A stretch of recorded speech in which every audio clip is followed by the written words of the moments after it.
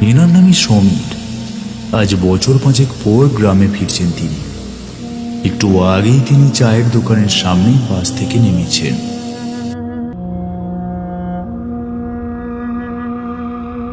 চায়ের দোকানে তার দুজন লোকের সাথে পরিচয় হয়। এই যে দাদা, আপনাকে তো ঠিক চিনতে পারলাম না। কোথায় বাড়ি আপনার? আগে আমার বাড়ি এখানে না, ওই পাশের প্রতাপপুর গ্রামে। আজ বছর 5 পর বাড়ি ফিরছি। আচ্ছা দাদা, একটা রিক্সা পেলে ভালো হতো। রিক্সা কোথায় পাবো বলতে পারেন? এত রাতে রিক্সা পাবেন নাকি সন্দেহজনক।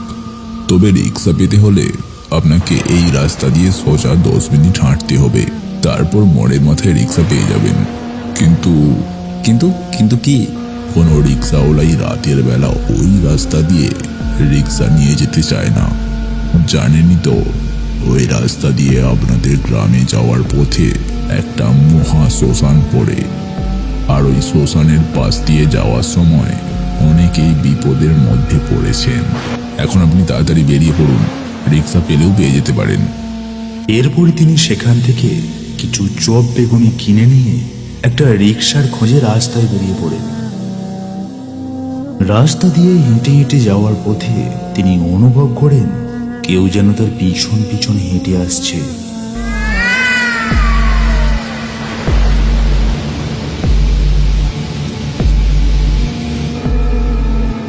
আশেপাশের বাতাস একটা বোটকা গন্ধে ভরা।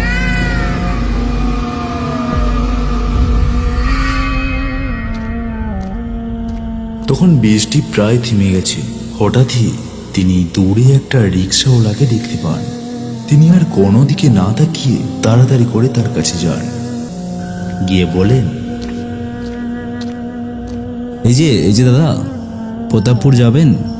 না বলবেন না, এই ঝড় বৃষ্টির রাতে খুব বিপদের মধ্যে পড়েছি। দয়া করে আমাকে নিয়ে চলুন।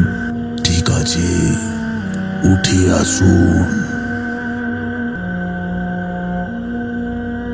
ইনি কি আমাকে চেনেন নাকি? হতে পারে আমাদের গ্রামেরই লোক। গ্রামের অনেকের কাছে আমি পরিচিত। আপনি হ্যারিকেন জ্বালেননি কেন? জ্বালিয়েছিলাম, কিন্তু আলো কমাতে গিয়ে জ্বলতে ভিতরে পড়ে গেছে। তাহলে এই ঘন অন্ধকারের মধ্যে রাস্তা দেখে রিক্সা কিভাবে নিয়ে যাবেন? আপনি কোনো চিন্তা করবেন না, এই অন্ধকারের মধ্যেও আমি ঠিক পথ চিনে আপনাকে নিয়ে যেতে পারবো। এই সামান্য অন্ধকার আমার পথ আটকাতে পারবে না।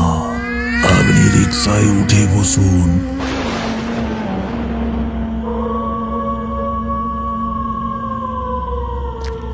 আমি আর কিছু না বলে রিক্সায় উঠে পড়লাম। লোকটি রিক্সা চালাতে শুরু করলো।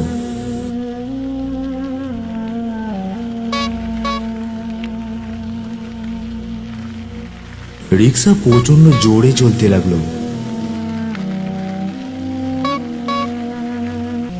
এই লোকটার গায়ে যে এত শক্তি ছিল তা তো লোকটাকে আগে দেখে বুঝতে পারিনি।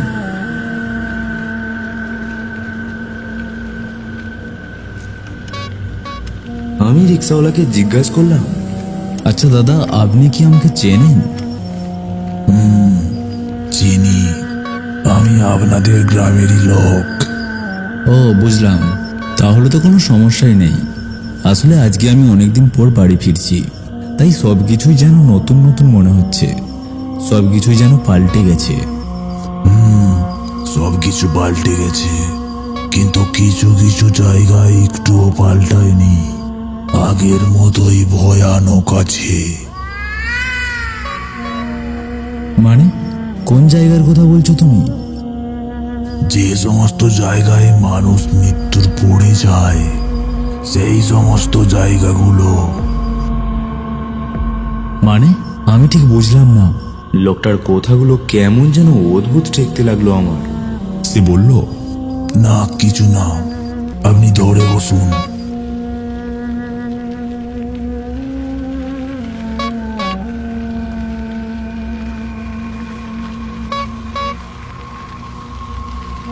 আচ্ছা, আপনাকে একটা কথা বলবো? বলুন। জানেন তো, একটু আগে যখন আমি রাস্তা দিয়ে হেঁটে হেঁটে আসছিলাম, তো তখন আমার মনে হচ্ছিল কেউ যেন আমার পিছু পিছু আসছে। কিন্তু আমি পিছনে ফিরে দেখি যে কেউ নেই, রাস্তা একদম ফাঁকা। কিন্তু আমার স্থির বিশ্বাস কেউ আমার পিছন পিছন আসছিল।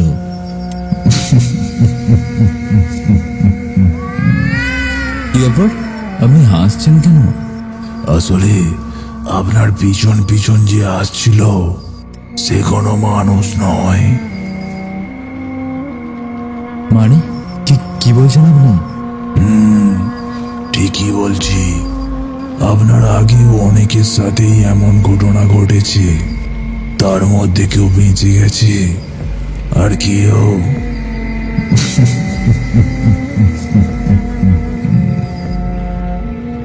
লোকটার হাব ভাব একদমই আমার সুবিধার মনে হচ্ছে না। কে এ? কোনো চোর ডাকাত নয় তো? আমার ভয় ভয় করতে লাগলো। আশপাশটা দেখে বুঝলাম আমাদের গ্রামে ঢুকতে আর বেশি দেরি নেই। কিন্তু হঠাৎ আমার মনে পড়ে গেল সেই চায়ের দোকানে দেখা হওয়া লোকটার বলা কথাগুলো। হঠাৎ দূরে বাঁশ ঝাড় চোখে পড়ল।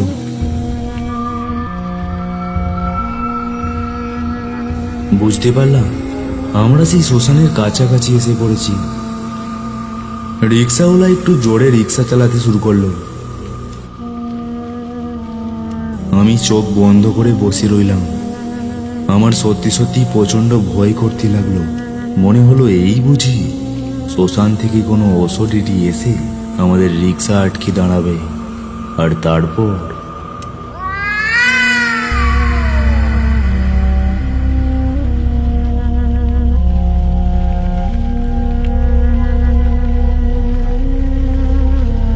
হঠাৎ রিক্সায় মৃদু ঝাঁকুনি অনুভব করলাম। বুঝলাম শ্মশানের শেষের সেই কালভারটা পার হচ্ছি।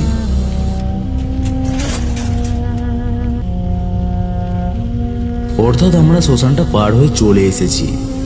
আমি চোখ খুললাম, দেখলাম আমরা সেই শ্মশানটা পার হয়ে চলে এসেছি। এবার আমাদের গ্রামে ঢুকবো, আর কিছুক্ষণের মধ্যেই বাড়ি পৌঁছে যাব।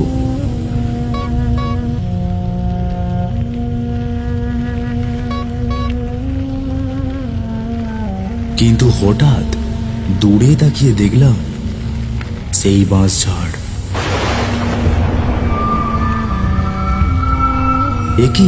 এ কি করে সম্ভব? আমি তো এইমাত্র ওই বাঁশ ঝাড়ের মধ্য দিয়ে শ্মশান পেরিয়ে এলাম।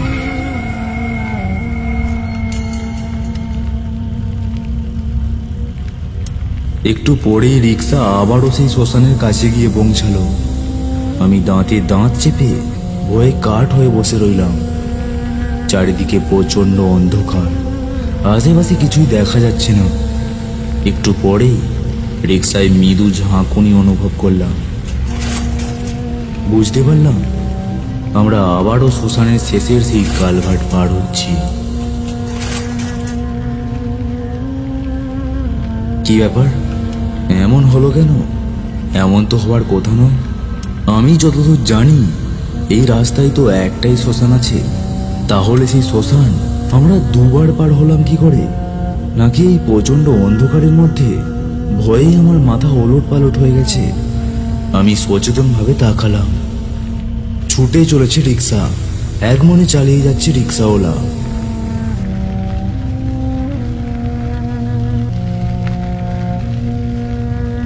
কিছু কি জিজ্ঞেস করব?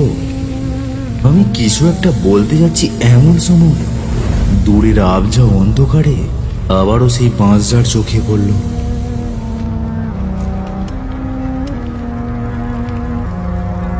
এবার ভয়ে আমার মেরুদণ্ড ঠান্ডা হয়ে উঠল।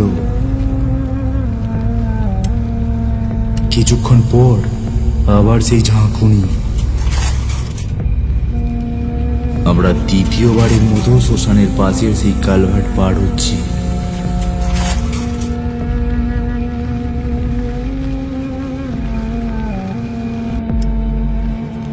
রিক্সাওয়ালা সমানে রিক্সা চালিয়ে যাচ্ছে।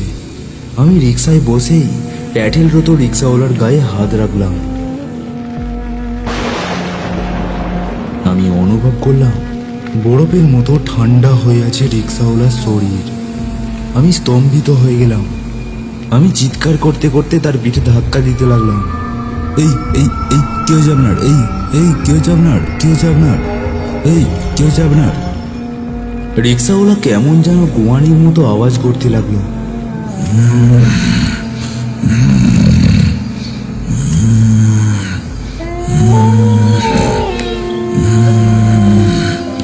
মনে হলো কে যেন তার মুখ চেপে ধরেছে।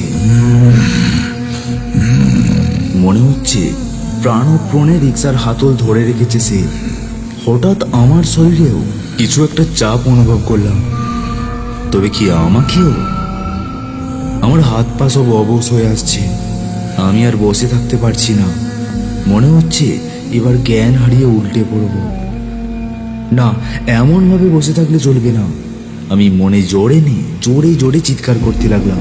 বাঁচাও বাঁচাও বাঁচাও, কেউ বাঁচাও, কেউ বাঁচাও, বাঁচাও বাঁচাও, কেউ কেউ কেউ বাঁচাও, কেউ বাঁচাও। হঠাৎ তীব্র চোখ ধাঁধানো আলো চোখে এসে পড়ল। একজন পথচারী, হাতে একটা টর্চ।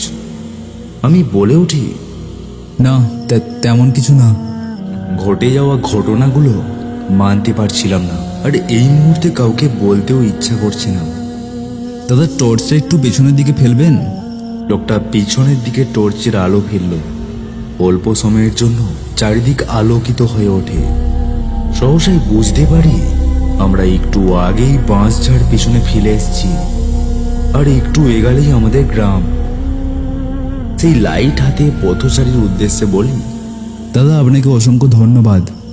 এই রিক্সাওয়ালা, চলুন চলুন চলুন, এখান থেকে তাড়াতাড়ি চলুন। আমি আবারও রিক্সাওয়ালাকে তাড়া দিই।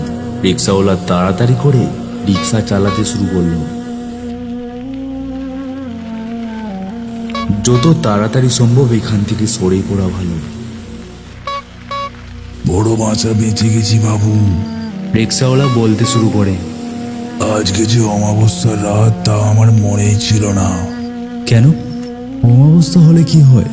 অমাবস্যার রাতে আত্মারা শিকার করতে বেরোয়। একা পেলে তো আর কোথা নেই। ধুর, এসব ফালতু কথা। বাড়ি গিয়ে লম্বা ঘুম দিন, দেখবেন সব ঠিক হয়ে গেছে। মুখে কথা বললেও মনে মনে আমি ভাবলাম, সত্যি বোধহয় বড় বাঁচা বেঁচে গেছি। আজকের পর থেকে আর কোনোদিন রাতে রিক্সা চালাবো না।